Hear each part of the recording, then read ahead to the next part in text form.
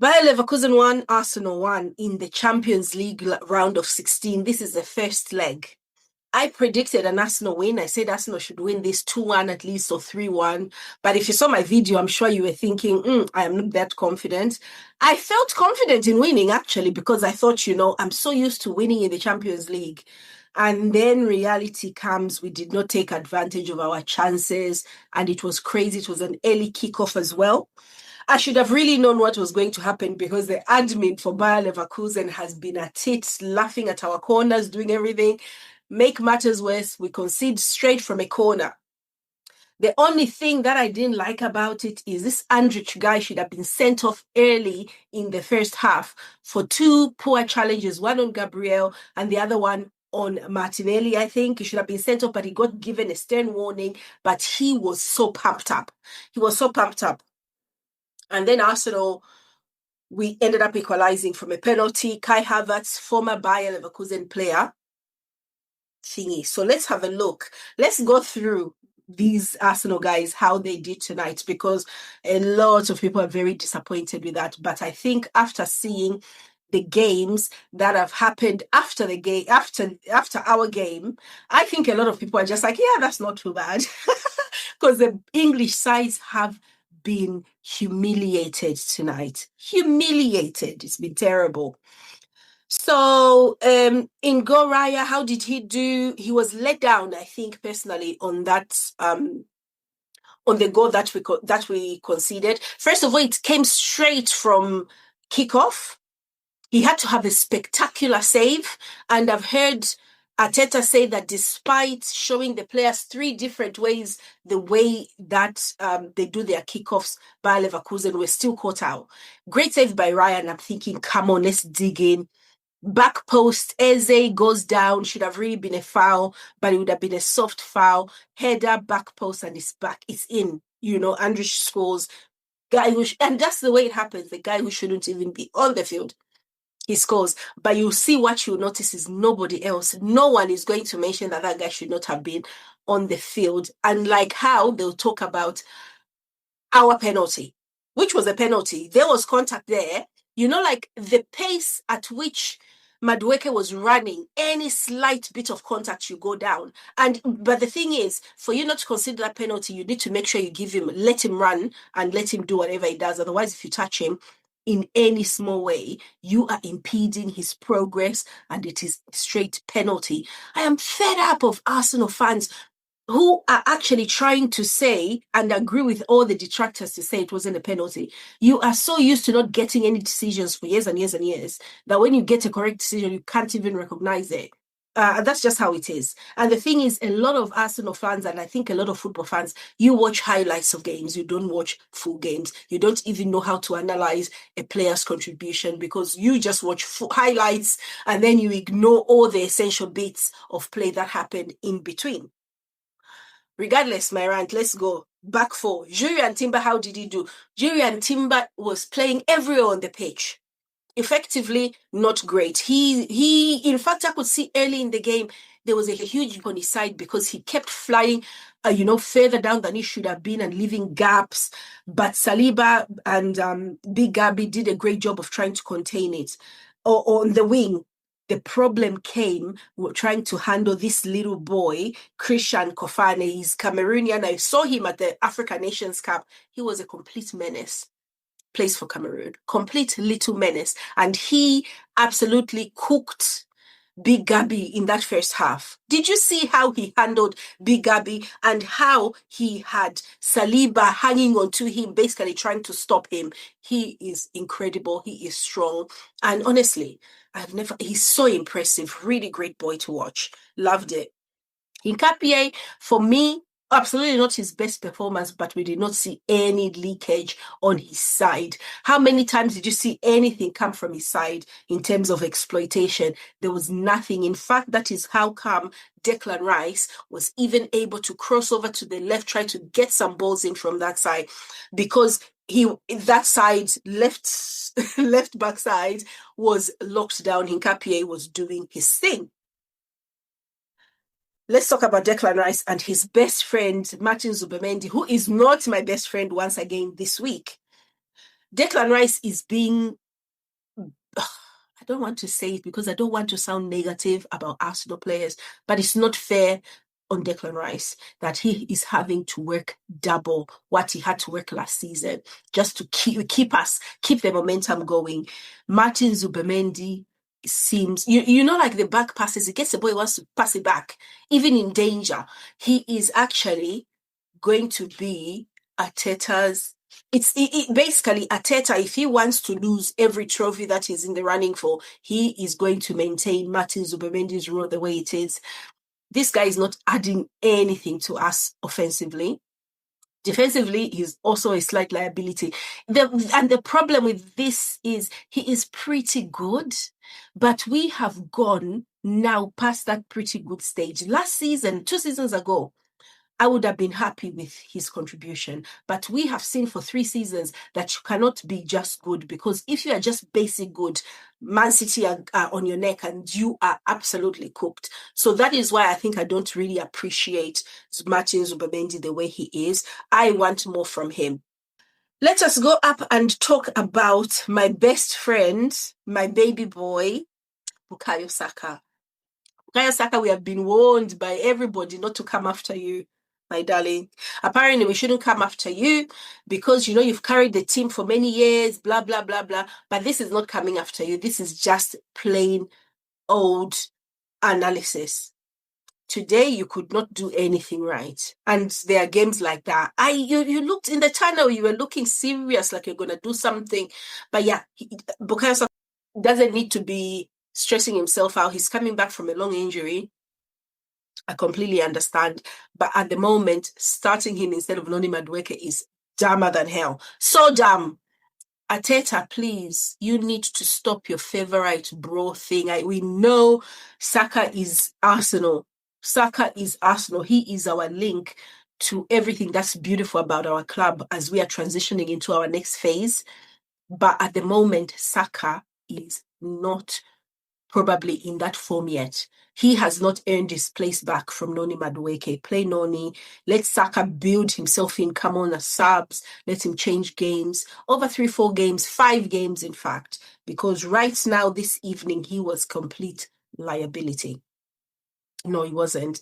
But he just couldn't get anything right. We literally wasted 60 minutes of a game trying to see if he could do anything. No crosses. He won't cross. He can't find Victor Gyökeres. He can't find anybody.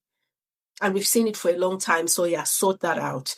Gabriel Martinelli had that chance that hit the cross. Was it the crossbar or the post? One of them. He should have scored. But he didn't, and that is the problem with Martinelli. I love him in the Champions League. Basically, he was so fast. It was lovely to see. I don't think it was his worst performance, 100%, but definitely we're lacking something in terms of finishing because everyone else was misfiring. Eberechi Eze came off. He was another performance where he was a bit laid back, did not receive the ball in good positions. Every time he attempted a 1-2, tried it with Saka. Disaster. When Noni came on, Eze woke up. He was moving very well. Like, you could see his movement improving constantly. The minute Madueke came on, that is when we looked like Arsenal. So he plays a lot better with Noni. And then I think we had Gabriel came on for him. Who else came on? So Kai Havertz, yeah.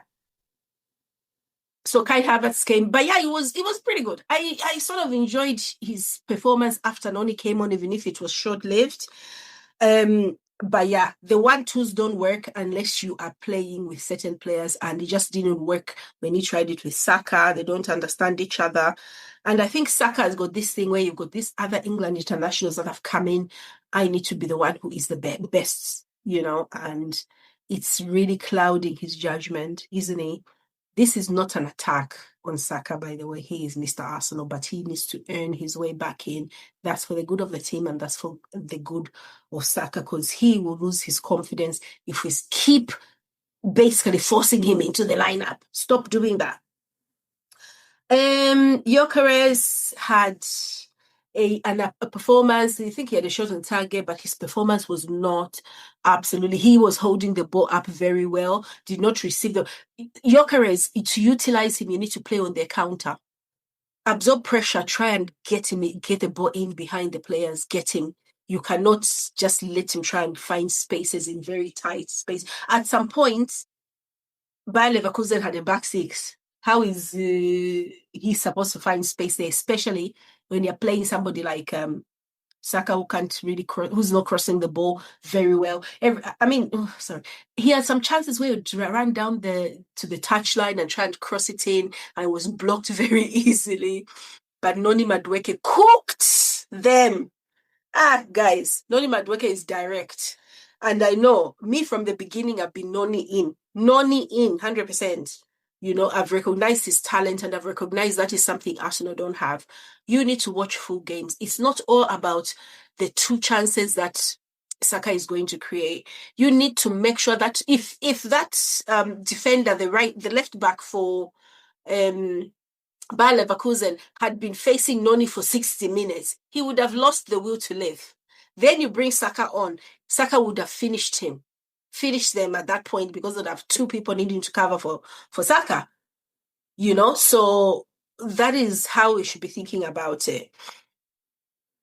My man of the match today was Noni Madueke, because he came and he changed the temperature of the game. He won us the penalty. Kai Havertz came on, he slotted the penalty, and I was relieved. But let me tell you one thing. I am not worried about the second leg. That is one thing I'm not even worried about. When they come to the Emirates, we'll finish them 2-0, game over. We won't even concede.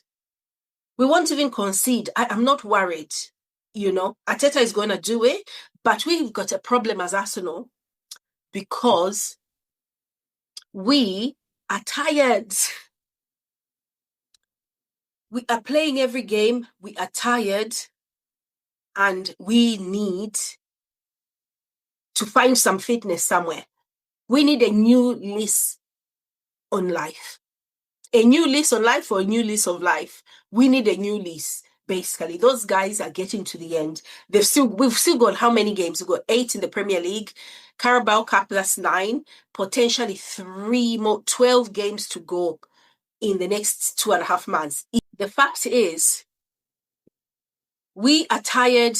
New lease of life we need, because at the end of the day, when our next game is against Everton in the Premier League, we need to win that to basically calm our nerves, because the week after, on Wednesday, we have got Leverkusen back at the Emirates, and we should be able to do them.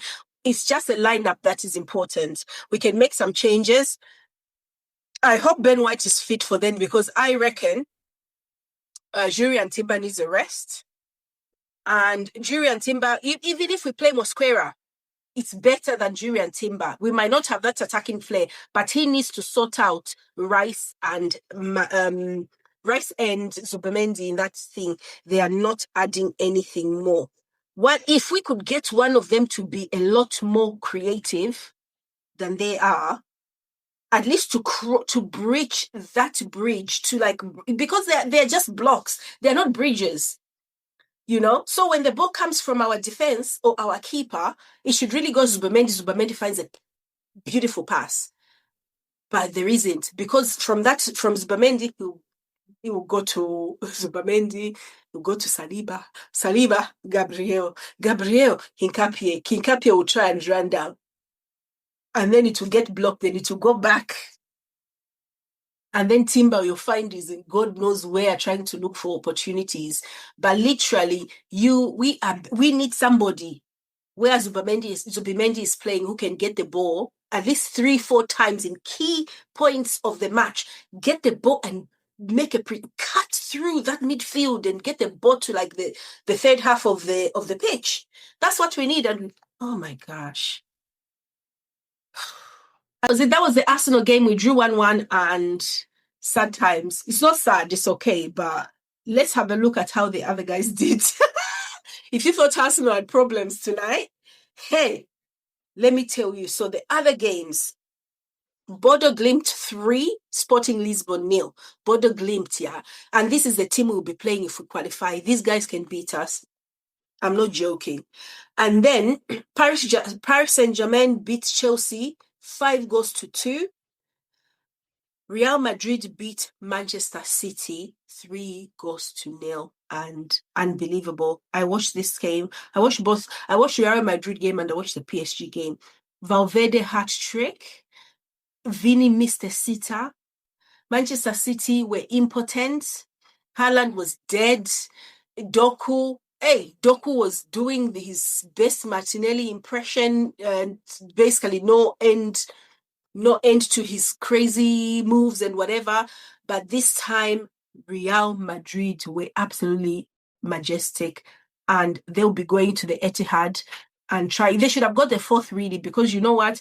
If it was Man City of 2 seasons ago, they would have been able to overturn the 3-0 deficit. But I've got a feeling Man City don't even want to win the Champions League. It's too much for them. They're going to lose their second leg, and they're going to focus on catching Arsenal in the Premier League. So, or win the Carabao Cup, try and win the FA Cup. But yeah, I reckon he's happy to lose it because he knows he doesn't have the quality in the squad to go all the way and face PSG and all the monsters that we're going to find in the semi-final. I mean, Barcelona. Barcelona will eat these guys up, man. Eat them up and spit them out. Crazy stuff. But yeah, so, and then let's have a look at Tuesday matches. I didn't do Tuesday. Tuesday, we had Liverpool losing 1-0 to Liverpool. We had Bayern Munich annihilate Atalanta 6-1. Atletico Madrid Tottenham. Beat Tottenham 5-2. Tottenham, the keeper, Klinsky. Oh my gosh, I have never felt so sad for anybody like that in my life. I mean, I laughed at the beginning and then I thought, oh my gosh, he's only 22. Anyway, he came out today on social media and he posted that he feels it was a dream which turned into a nightmare, but he's dreaming again because of the outpouring of support. So I'm hoping he's got that. You know, sometimes you have to fall. You gotta fall. You've got to fall sometimes to get up again even better. I hope that happens for him, despite him being my mortal enemy. And then Newcastle United, Barcelona ended 1-1 each. Now, I have got concerns for Newcastle, Barcelona. I think when they go to Barcelona, they're going to get eaten alive. Yeah.